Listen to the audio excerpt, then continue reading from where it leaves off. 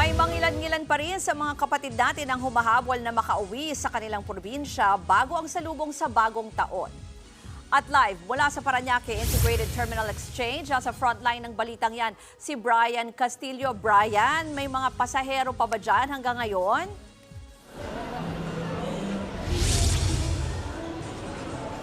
Ruth, bisperas na nga ng bagong taon pero may mga kapatid pa rin tayong ngayon pa lang magsisipagbiyahe papauwi sa kanilang mga probinsya para doon mag-celebrate ng New Year kasama ang kanilang mga pamilya. Dito sa Parañaque Integrated Terminal Exchange o PTEX, patuloy ang pagdating ng mga biyaherong hahabol sa medianoche mamayang gabi sa kanilang mga probinsya. Marami sa kanila ang ngayon lang nagkaroon ng pagkakataong bumiyahe dahil pahirapan daw ang biyahe noong Pasko at nagkakaubusan ng tiket.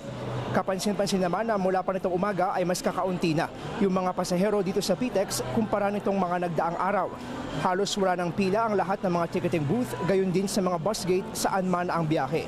Ayon sa ilan sa ating mga nakausap, importante sa kanila ang makauwi ngayong araw at makasama ang kanilang mga pamilya sa pagsalubong sa bagong taon. Ruth, ayon sa pamunuan ng PTEX ay bumaba na yung bilang ng mga pasahero nagtutungo dito sa terminal. Katunayan, mula pa kahapon ay nasa regular daily average na lang daw na 150,000 passengers yung kanilang mga inaasahan ngayong araw. Ruth?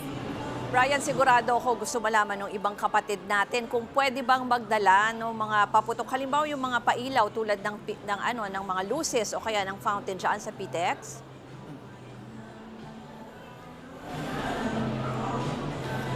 Ruth, alam mo, sabi ng management ng PATX, mahigpit na ipinagbabawal na ipasok sa loob ng terminal ang anumang uri ng paputok at pailaw. Kaya para sa mga kapatid nating babiyahe pa lang papunta sa PTEX, huwag na po kayong magtangka na magdala ng mga paputok dahil bawal yan at kukumpiskahin lang yan sa may entrada ng terminal. Ruth? Yan po ang Express Report ni Brian Castillo. Happy New Year! Mga kapatid, ako po si Ruth Cabal. Maging maalam at may pakialam sa mga may init at rumaratsadang balita sa Frontline Express. Para maging updated sa balitaan, mag-subscribe lang sa social media pages ng News 5.